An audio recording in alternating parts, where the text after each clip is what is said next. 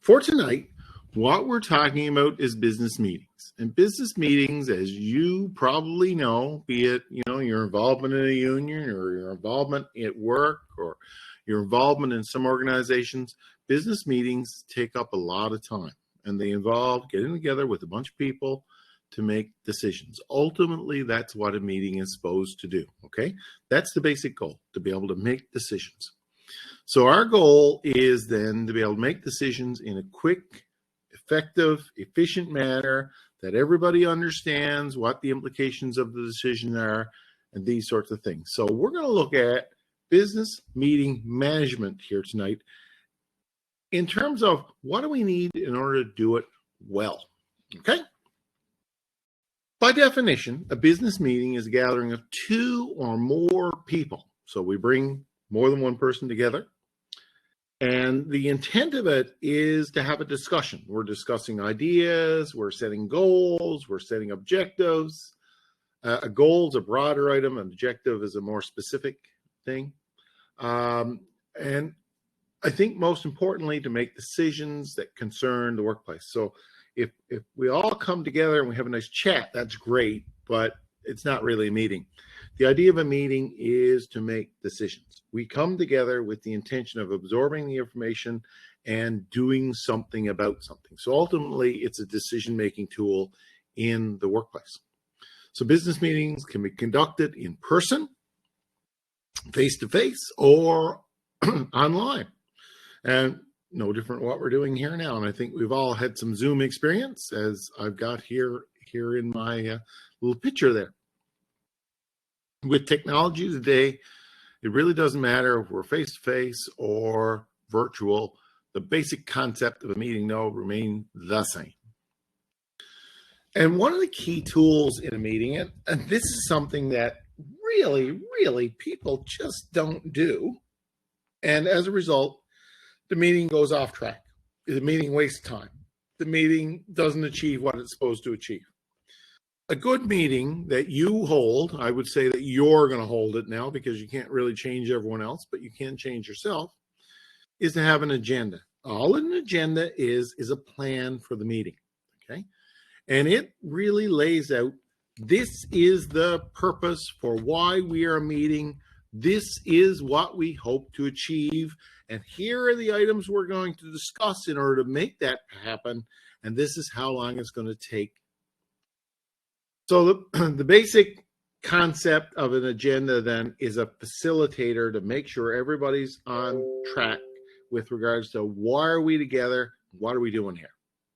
Why am I here? So it details the purpose, place, date, time of the meeting, as well as items to be discussed and the order in which they're being discussed. And the order is important because the first item on your agenda might affect what you do on the second item. You need to decide, for example, you're going to have a social. And then if you agree to have a social, then you got to say, well, what are we going to do for the social, right? So one thing may be contingent on another. So you need to approach the agenda from a point of view of what are we going to talk about first, second, third, fourth, and fifth.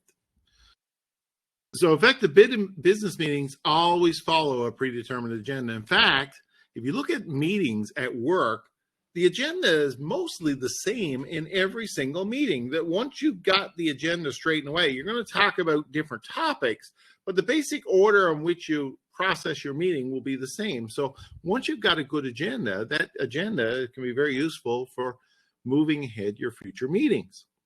So the agenda lists the items that the participants hope to accomplish at the meeting. That will change from meeting to meeting, but the basic format will remain the same. And it will help keep the meeting in focus, which is a critical thing because there's nothing worse. I always find that meetings can go off course and you forget and you start to ask, why are we here? What are we talking about? What do we hope to achieve? The agenda helps keep us focused so that doesn't happen. And obviously, we need to make certain decisions in the meeting, and it's going to record in the agenda. With the agenda, we'll be able to record what the decisions made are and keep us on a time. Say, okay, we're going to talk about this for 10 minutes. That's it. We need to make a decision. So that's what we do. And we look at if we look at agendas, we can think of different topics within the agenda. There's informational items. We don't really need to talk about those things so much. It's just simple updates. Here's what's happening in this department, or here's how many units we produced. The more important one is the action items, stuff we have to do. So we have to look at an action item and say, okay, here's the situation. We need to talk about it, and we need to make a decision on it. That's what's called an action item. We need to do some sort of action. And in the meeting, we need to record what the decision was for that action. And we also have discussion topics. Discussion topics are more broad. So again, what we're looking there for is feedback from the group on how best to approach something. So the actual discussion topic may lead to an action item that we'll do it in this meeting or some other meeting, once we've discussed it. So a typical agenda, here's a typical agenda. An agenda doesn't have to be complicated. Here's agendas that we use, for example, in the town for our meetings. And as I say, the agenda, the basic format of the agenda does not change from one meeting to the other. What I mean by the format is we'll have what's called a call to order. All meetings have a call to order. That's just to tell people this is the start of the meeting. Now we're going to start rolling through an agenda. And it formalizes the process when everyone recognizes the meeting has started. In this particular case, this is the finance and administrative. So we're going to look at all the invoices for the town in this case. And then based on our last meeting, we will have talked about things in our previous meeting, and we have a meeting every 2 weeks. So in our last meeting, for example, we talked about the assessment review commissioner. We put out some names. And by this meeting, the staff may have determined that this person is available. So a business arising, which is the third item on it, really says what has come up based on our discussions in our previous meeting that has changed. What can we add to the discussion? It's a continuation of the previous meeting, basically, the previous meeting item. As I say, there are information items in a meeting. These don't really need to be discussed. It's just for people's information. So we didn't have any particular information items in this particular one. And then new business is stuff we haven't talked about before. So we, for example, in this particular meeting, talked about a water tower roof. We had a rip in our roof of a water tower and the gas tax application. And there could be a half dozen to a dozen of these items. Normally in a meeting, if your meetings have too many items, if there's a dozen items in here, your meeting's going to last too long and you'll lose people. How do you resolve that? Well, in that case, you have your meetings closer together. If you have a meeting every 2 weeks and you got 12 items on the agenda, maybe you need to have a meeting every week with 6 items on the agenda. So you don't want too many agenda items because the meeting will go on too long and people, just are not going to be as interested in what's going on with the last item as they were first, because the meeting will just drag and you probably don't have a good decision coming out of that last item. And we have some typical things that would be for a town, for example, write-offs of the income report. But always at the end, there's an adjournment. So there's an official end to the meeting. So what we have is a bookend. We have a call to order, which is the start, and an adjournment, which is the end. So every meeting we have follows the same format. And this is for a specific committee of council. This, for example, is for the council as a whole. We have a call to order, same thing in both of those. We have an adjournment, same thing. But the basic format of the middle part is a little bit different. We take the minutes from a previous meeting, so that's looking at what happened before. Any business arising, we got that similar thing there. Information items, similar things there. Any new business, similar things there. And we have in our council committee reports, and you might have that with regards to some of your meetings. You may have a committee, a finance committee, a marketing committee, and they may have met some other time between our meetings, and they'll give you a report. So it really speeds up the meeting when you have specific committees that can deal with specific issues, in our case, recreation or public works or so on. So that's useful for doing meetings. Now, until you've actually got into meetings and realized some of the problems with meetings, you don't get a good appreciation for how important the agenda is, because the agenda really keeps you focused. And if you've ever been in a meeting without an agenda, you know the problem of lack of focus of a meeting. In fact, We can make an agenda even more focused by thinking about it ahead of time. So here, for example, is a standard agenda I just showed you. But if you really give some thought, if someone is responsible for getting the meeting together, okay, so who's responsible for the meeting? Someone's got to call the meeting, and you want to recognize who's responsible for it. That person is going to be responsible then for developing the agenda. And you need thought. You just can't go into a meeting and not give it any thought. Most of your work is done before you ever walk in the meeting, okay? So you need to say, okay, what is it we need to talk about here? And, agendas can be complicated or they can be less complicated. A simple list of things to talk about, which is like a memo, is a form of an agenda. Okay, we got to talk about A, B, C, and D things. Or you could have a more formalized system like I showed here, or it could be more formal again if the meeting is really complicated and you got multiple reports and these sorts of things.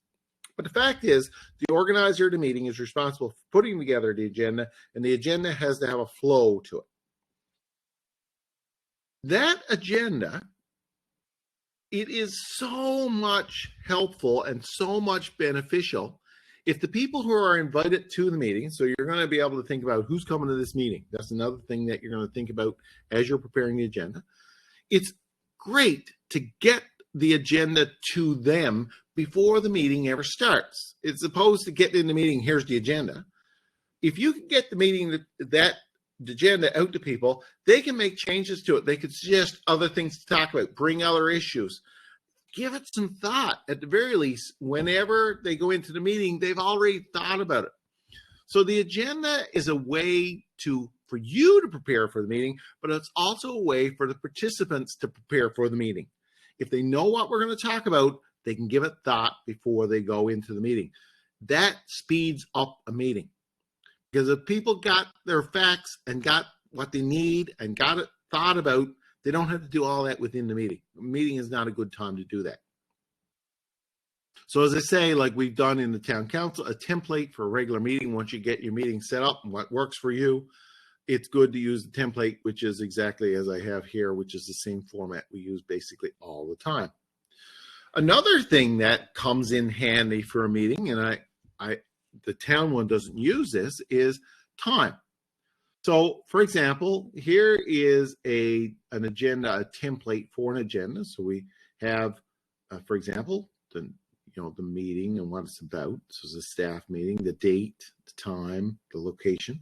That's important when you send out your agenda. People want to know where is it, when is it, who's coming. So you're going to list down all the people that are invited to the meeting. But you're also going to say, okay, we're going to talk about a welcome at 1 o'clock, and we're going to be done with that at 1:05, where we're going to go on to the next topic, recognition in this case. That's going to take 5 minutes, and we're going to go on to administrative financial update, and so on. So what this does, this timing, even though you say, well, we could get delayed or take longer than this, or you get behind, the person who is responsible for the agenda, which is the person who, we call that person the chair. Okay, the chair is the person who called a meeting and who manages the meeting. There's always a chair in a meeting. That is someone who's responsible for making sure that what you have in front of you gets done. The chair then, and everyone else, when they have that agenda in front of them, will know we're going to spend 5 minutes talking about this topic. And that means that everyone has to get their thoughts together so they can get it done within the time. During World War II, Winston Churchill, I always admire Winston Churchill as a leader, because one of the things he insisted on was that we have agendas, but he also said that everybody stands up. Nobody's allowed to sit down. And if everybody stands up, they're not comfortable and lazy. They want to get the meeting talked about and be prepared for it and get it done on time. And this is all a strategy in order to keep meetings from dragging. And you know yourself that meetings can drag without some plan of where we're going, what we hope to achieve. And that's what the agenda really does. The other thing that's important in an agenda is who's going to talk on that. So if we go, for example, we look at administrative financial updates, who's presenting on that? Well, the agenda will say that Paul is going to present on that, and that way Paul knows to be prepared to talk about that if he's got the agenda ahead of time. Paul will know when he comes to the meeting that, yeah, that's my topic. I'm going to be responsible for talking about it. All be ready. Okay. So again, it gives you a heads up so you don't have to say, oh, I don't know anything about that, or I forgot to bring that, or I didn't do that. So the agenda, if you got it in your hands before time, it will give you a heads up of what's expected of you. We have meetings. Usually they're in a larger room like this. Someone is the chair, as I say, that's normally the person who called a meeting, or normally in the case of an organization would be the boss, we'll call it. And we have two other big roles in that room as well, besides the chair. The chair is responsible for keeping the meeting on track, but the participants are there as well. And you'll see that there could be any number of participants. Now, as your meeting gets bigger, more participants tends to slow down the meeting. Less participants mean you don't get as much participation. So you need to find that sweet spot. Usually around 10 people is enough to have in a meeting. So the participants are there for their advice, expertise, considerations as we move into talking about topics that require some degree of thought. There's also one other person that really should be in the meeting. Chair can act as a recorder as well, but we would hope that if the meeting is important enough, that there will be a specific person who is dedicated to not participating in the meeting, but recording what was talked about in brief, and most importantly, what was decided. Okay? So the recorder's job is to take what we call minutes. The terminology is minutes. So the agenda is the skeleton. The detail that happens in the meeting is recorded in the minutes. So you could think of it as bullet points. The agenda would give you the bullet points, and as we move through the meeting, then someone's writing, okay, we talked about this issue. Paul presented. Paul noted that this was an issue. It was decided in the meeting that we should take this course of action. Okay, that's what the recorder basically does. Now, in a really formal meeting, there would be what we call someone who would move and someone who will second it. There's something called Robert's Rules of Order, which we use in a council type setting, where a recommendation is made. Someone says, okay, this is the recommendation. So they basically what they call move it. And then someone has to agree with that or support that. That person will be called a seconder. So I support that, I second it. And then there will be a vote amongst the people in the room, the participants. They would vote, do you support this recommendation? Yay. If everybody puts up their hand and yay, then the vote is approving that plan of that proposed course of action. On the other hand, if more people put up their hand to say nay or against it, then that proposed course of action is rejected. Okay? So if there's enough discussion in a meeting and that there's enough understanding topic, usually we would get an acceptance. It would be very unusual for someone to turn it down unless they have some objection that has not been overcome in the discussion. So if we look at the roles and the key things that you as a chairperson, so I'm going to assume now that you're going to be the chairperson because you're here and you're thinking to yourself, I could do a better job at meetings to get them completed, particularly if it's your business or if it's your organization or your topic. You could do a better job. Well, how could you do a better job? Well, first of all, you are going to be defined, if you're the one who calls the meeting, as the chairperson. And the chairperson is really the meeting manager. And every meeting should have someone ultimately who's managing the meeting. What we mean by managing the meeting is that person designs the agenda, distributes the agenda, make sure they don't necessarily record the minutes, but they make sure the minutes are recorded, what was talked about, what was decided on, and someone who maintains order within the meeting. So we could think of these basic things as the role of the chair, okay? And I've got a list of things that the chair does. For example, ensure that there's a quorum. There's a terminology called a quorum. So in certain organizations, for example, they will have what's called a constitution, which is basically the rules of how the organization operate. And a rules organization could say that in order to have a meeting, you had to have 50% plus one of the members present in order to make a decision. That's an example of a quorum. A quorum is the minimum number of people you need in the meeting in order to be able to make decisions. In most organizations, it's 50% plus one. Okay. Councils, for example, town councils like I'm involved in, will normally have an odd number of people on them. 5, 7, 9. In Clareville, we have 7, for example. The reason that there's an odd number is if you have a vote, for example, you need to decide something, you won't necessarily, it's not impossible, but you won't have a tie. Okay, you won't have a tie because you have an odd number of people, and it ensures that the meetings will progress more fully, completely, faster, and decisions will be made more succinctly. So you need a quorum. You can't make decisions one or two people in an organization, particularly if the Constitution says you need to have enough people. So, as I say, the chairperson is responsible for the meeting. They need to call the meeting, and they need to call the meeting in order, and they need to invite people to come to the meeting, and then once the meeting starts, they say, okay, the meeting is called to order, meaning we're going to start the agenda right now. Maintains order. Someone has to be responsible for the discussion that, hey, okay, no side conversations, okay, don't argue with this person, stop talking, that sort of thing. That's what we mean by maintaining order.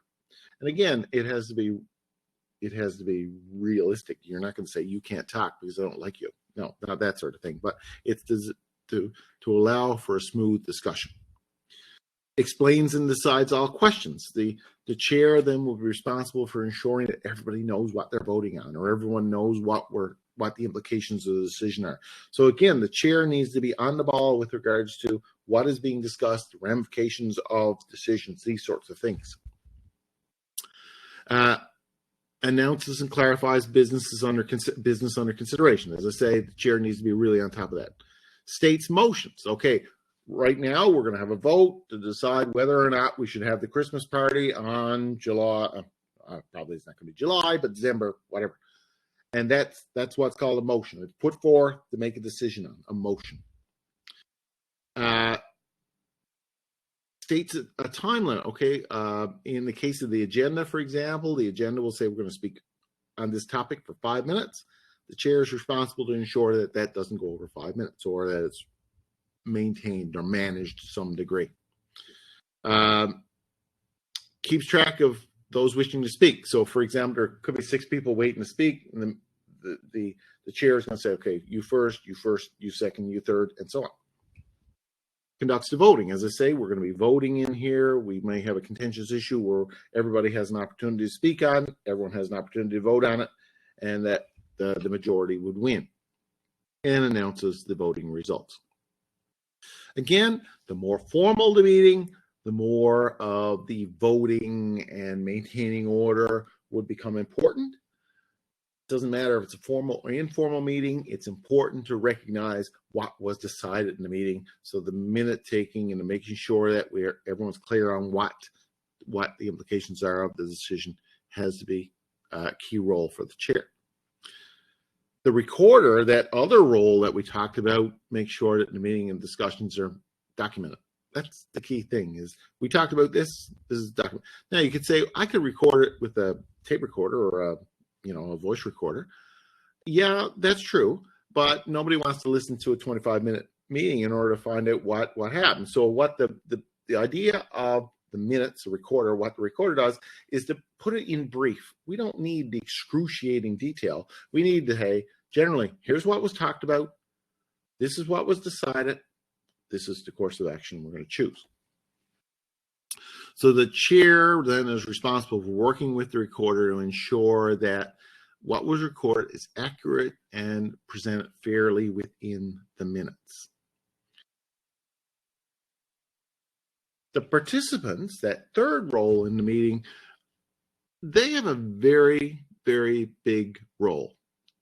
And the biggest part of that role is knowing what they're talking about. If there's one thing that bugs me more in a meeting is where someone likes flapping their gums and they don't have an idea of what they've been talking about.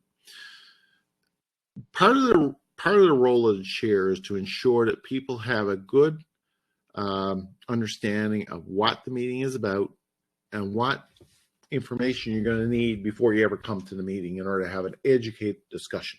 Okay? So if you're a union meeting and we're going to talk about the collective agreement, everybody should be familiar with the collective agreement. We should know what's written there, that sort of thing, right? So the participants need to know what's going to be talked about and the details of it. They need to do their homework. So before you ever go into a meeting, if you've got an hour-long meeting, for example, I always use this basic rule. If the meeting is an hour-long meeting, you need to take an hour to prepare for the meeting. If you go into a meeting unprepared, you bring nothing to the meeting. Okay?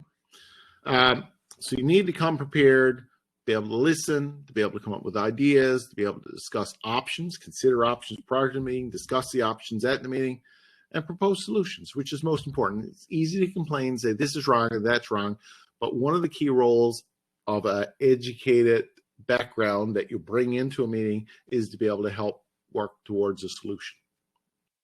Participants may also be tasked with completing assigned tasks. So within the meeting, for example, we may not have an immediate answer, but someone could say, well, okay, Paul, we're going to task you with doing more research on this and bringing it back to the next meeting. So at the next meeting, under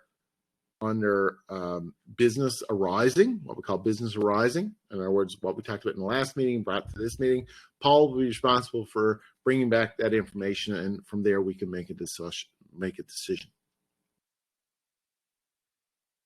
Meetings take, as I say, a huge amount of time in your work world, and they could be a huge waste of your time in life. So your goal is not to waste your time nor anyone else's. So in order to make a meeting more effective, we need to have an understanding of what are the tools that we need to put in place in order to make a better meeting that is better for everybody. So next to the chair, the chair is really the critical part of it. The chair is the person who calls the meeting. And next to the chair, it is the participant. They need to know, once the chair lets everyone know what we're going to talk about, the participant needs to be well versed in it. So for the chair and for the participant, make sure you review and approve minutes prior to the meeting. That's the chair's job. Provide appropriate departmental and company information. That's a participant's job. You're a participant. You're brought in from the department. You're brought in from the company. You have a role to play to make sure you bring the information with you.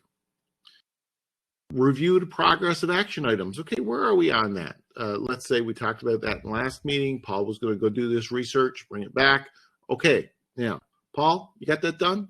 Let's hope so. So if Paul has the agenda ahead of time, he knows that he's responsible. He's going to be on to talk on this. He darn well better be ready. Discuss and make decisions about the agenda items for this meeting. So we need to think about, as I say, to work on what is it we're going to talk about in the meeting. Make sure there's not too many. Make sure they're focused. Identify next steps. That's as much a participant objective as anything else. The participant will give ideas on, okay, here's the situation we face. Here's the decision we need to make. Here's how we're going to actually do it. So we're going to decide that we're going to have a Christmas party. What are the next steps? Well, someone needs to book the venue. Who's going to be responsible for doing all that? Identify the purpose, outcome, and agenda for the next meeting. So at the end, when your meeting comes to an adjournment, one of the things that you often want to do just before you adjourn is think about, when are we going to have our next meeting? So oftentimes in a meeting, the decision is made when the next meeting will be before you adjourn. Now, in the case of the town, or in the case of some organizations, the meeting is standard every 2 weeks, so you don't need to do that. But if you have an ad hoc meeting, when is the next one going to be? That's what we need to decide. At the end of the meeting, the note taker needs to review the comments to make sure that was reflective of the meeting. And are there any things that we need assistance on for the participants to be able to do what they need to do in that meeting? If Paul's been tasked with getting the records, well, someone needs to make sure Paul has the records to be able to make that decision. And Oftentimes, too, we need to decide, is there some outside expert that can come in and help us in the meeting? And for the next meeting, we make sure that outside expert is in place. Make sure they come to the meeting. So once the meeting's all done, the meeting needs to be adjourned. Now, meetings can be a little bit of a contentious time, particularly if you're dealing with a contentious topic. One of the ways to minimize contention is for people to be prepared for the meeting and have their research done before they ever go to a meeting. But another way, once you're in the meeting, is for the chair, particularly the chair, but participants as well, to go at the meeting with a perspective that is, let's find a solution, what we call a solution-based approach, as opposed to going into a meeting and say, I'm just going to have a good argument here today and feel so much better because I opposed everything. You know, it's as much a perspective as everything. And this perspective is often known as consensus making. We need to be able to work with everybody in the meeting if there's a contentious topic, to try to understand where they're coming from, what are their issues, what can we do to resolve those issues so that we can make a decision that is beneficial for everyone. So consensus building is really based on the principles of local participation and ownership of decisions. So we're all going to make the decision, we're all going to buy into it. So consensus building processes allow a variety of people to have input and a variety of opinions to be brought to the floor without any judgment. So we don't want to create controversy. In fact, we want to work away from creating controversy. We want to work towards consensus. It takes a lot of time and it takes a lot of effort. And as I say, people who are prepared can do a much better job at consensus building, and people who aren't prepared can do a much better job at creating problems. So understand, if the need for everyone to be on top of the game and have an idea of what they're talking about before they go to the meeting is put forth by the chair, it reduces need for problem solving within the meeting because people come in fully aware of what's going to be talked about and the pluses and minuses of various options before the meeting ever starts. But we get into this issue and we need to think about what can we do in order to get people on side? What can we do in order to get people to agree, not necessarily to your point of view, but to agree on a decision, okay? So the chair's job is critical there. Keep your eye on the ball, the focus. Why are we here? What is the reason for this meeting? What is the goal? Never lose sight of the goal and make sure the participants don't lose sight of the goal. What are we trying to do here? Actively listening. We've talked about that several times in the course. And that means understand, not just hearing, but understanding where the person is coming from. They probably have a very legitimate concern that can be alleviated if people can understand why they have the concern and what the basics of the concern are. Again, this idea of solution focused. Let's go into a meeting with an idea of solving problems, not creating them. Honesty and clarity are important. If people understand why people oppose something or why people have a point of view, they're honest about it, not a political agenda going on here, for example, it makes solutions so much easier to find.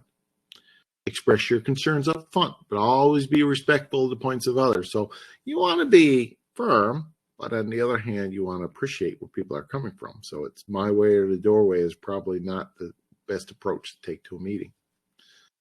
Don't let your emotions get the handle of you. And this happens in every meeting, and guilty as charged. You know, if something is really, people are passionate about things, it can make it very difficult to reach consensus in a meeting. So we need to, as a participant, you need to make a rational case as opposed to an emotional case for things. Appreciate that there's going to be some degree of disagreement. And this is why we have voting. You may not be able to reach consensus. Let's be fair that not everything everybody's going to agree on. But that's the idea of voting within a meeting. You have a vote, and people can lodge their disagreement in the vote. So, for example, there are 6 of us. Harrison agrees, Justin agrees, Paul disagrees. The 2 of you are agreeing, I'm disagreeing. 2 outnumbers 1, it's going to pass. Okay? That's fine. I can accept with that because I live with the majority wins. Everybody understands that that's the way the system works. I may oppose it, and I've had an opportunity to oppose it. And you understand why I'm opposing it. But the fact of the matter is that people have to understand that we need to be able to come to some conclusion, and this is the way we're going to do it. So don't take it personally. It is the way that decisions are made that the majority will rule. And that hopefully will lead to better solutions, better solutions, we'll call it. We can't overestimate, though, the power of this idea of taking the time in a meeting to work towards building consensus, understand where people are coming from. And again, if people have done their homework, understanding where people are coming from gets so much easier when you have an idea of what you're talking about and the implications of a decision one way or the other. And the other thing is when people come in well prepared, they should come in with solutions as well. So are there potential solutions here we can resolve? Clarity comes with understanding. And with that clarity, we can look towards building a better solution. And, just like in terms of selling, we talked about this, if we feel that we've talked about it enough and we've come to a general consensus that, yeah, we can agree on this, then we move ahead with the vote. The chair's job is really to kind of make that call. Have we talked about this enough? Has everyone had a chance to express their opinion? Do we have an ability to make a vote on this that will allow something to pass, or is this not going to pass? Is there something that we can move forward on? So again, this in the graphic here, they call it test for agreement. Basically, the chair has to get a sense of, is this potentially something that can move forward? And if the chair figures it can, we should move towards drawing a conclusion with it. Now, as I say, there's a lot there. And if we look at it, we say, this is pretty commonsensical. But what I'd like you to take away from it is you're going to be, in your jobs, you're going to be involved in a lot of meetings over your lifetime. And if you understand that the importance of the agenda, the importance of being prepared for a meeting, the importance of being able to bring a solution focus to a meeting and working with others through discussion and through consensus building, that can help meetings run so much more smoothly, make life so much simpler for you in terms of the stress, reduce stress at work, and encourage other people to do the same, to be able to use a good systematic approach to resolving problems at work. And that will certainly be helpful towards you as you move through your business. At the end of this particular unit, you'll see that there's a discussion topic, and it says, you got yourself a business here.